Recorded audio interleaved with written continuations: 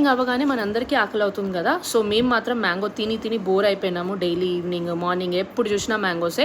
So ఇవాళ కొంచెం వేరేలాగా చేసుకుందాం, హెల్తీగా చేసుకుందాం అని చెప్పేసి రవ్వ ఉత్తప్పం చేస్తున్నాను. రవ్వలో సాల్ట్, పెరుగు వేసేసి కలిపేసి పెట్టేసినాను. మీన్ వైల్ క్యారెట్, బీట్రూట్ తురుముకొని ఆనియన్స్ సన్నగా కట్ చేసుకున్నాను.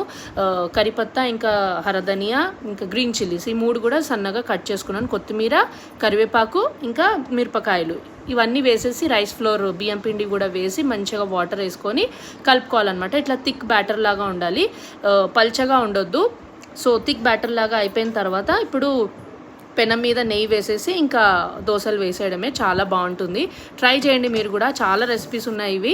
సో నేను కూడా చేసినాను. సో పిల్లలు మాత్రం ఇష్టంగా తింటారు. బ్రేక్ఫాస్ట్లో కానీ స్నాక్ టైంలో కానివ్వండి మంచిగా తింటారనమాట పిల్లలు. కలర్ఫుల్గా ఉంటుంది కదా. సో మీరు కూడా ట్రై చేయండి. ఒకవేళ వీడియో కనుక నచ్చితే లైక్ కూడా చేసేయండి. బాయ్.